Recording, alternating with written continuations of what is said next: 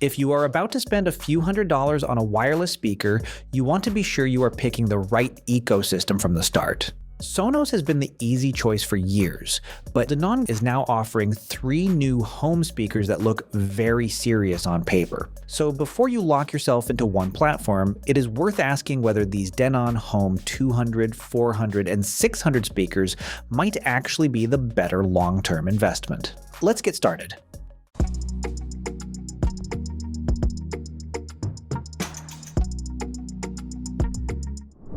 When you first take these speakers out of the box, the difference in brand philosophy becomes clear. Sonos usually tries to look modern and sculpted, while Denon goes for something that feels closer to traditional hi-fi gear, so instead of bold shapes, you get a clean rectangular body, fabric wrap, and a very understated front. One nice feature is the touch panel on top, which comes with proximity sensing, so it only lights up when your hand gets close, which feels subtle and intentional. Because of that, the speakers disappear visually when you are not interacting with them, and that works well if you want something that blends into your room rather than becoming a centerpiece. All 3 Denon speakers share the same core experience, which makes using more than one easy. Because every model has HEOS multi-room support, you can group rooms, switch music, and control everything from a single app. They also work with Spotify, Apple Music, Tidal, and high-res formats like FLAC and ALAC over Wi-Fi. In addition, Bluetooth and AirPlay 2 are built in, so you can stream straight from your phone or connect to a smart home setup. Plus, voice assistant support lets you control playback hands-free, if that's something you use. And Denon offers more physical connections than Sonos: aux, USB, or Ethernet. You can easily plug in a turntable or access a local music library. Starting with the Denon Home 200, this is the smallest model and the one you would most likely place in a bedroom, office, or small living space. Inside, Denon uses 2 tweeters and a dedicated woofer, each powered by its own amplifier. So even though it is compact, it is still a true stereo design in one box. In real listening, that gives the Home 200 a slightly wider and more stable stereo image than you would expect from a compact speaker. Vocals stay centered and instruments spread out more naturally.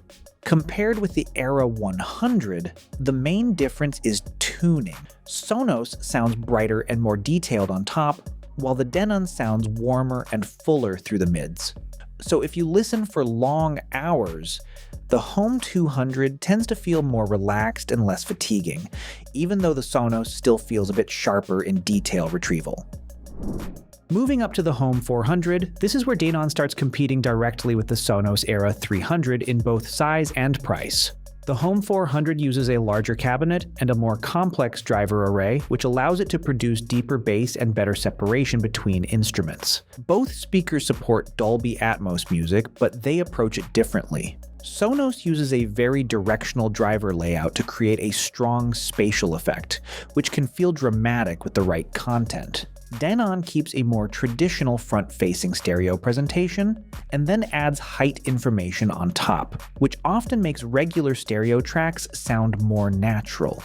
So if your library is mostly standard stereo music, the Home 400 tends to feel more balanced and hi-fi-like. But if you specifically enjoy immersive Atmos mixes, the Era 300 still pushes the spatial effect further.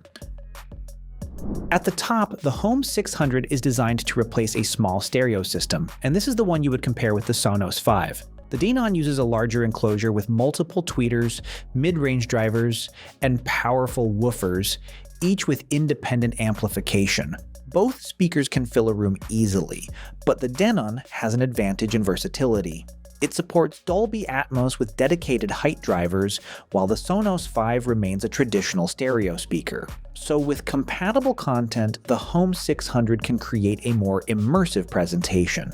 In terms of raw sound, the Sonos Five still sounds very clean and detailed, but the Denon feels more powerful in the low end and slightly smoother in the treble, which gives it a more laid-back and full-bodied character at higher volumes.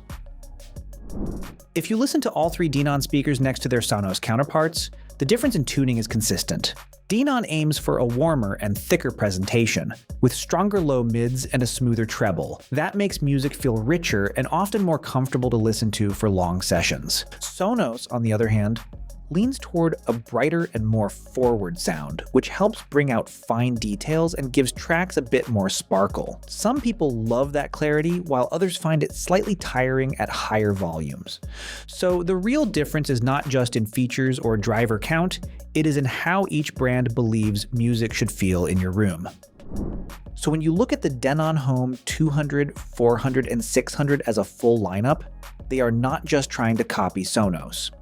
Instead, Denon is offering a more traditional hi-fi approach in a wireless, multi-room format, with more physical inputs and a warmer sound signature across the board.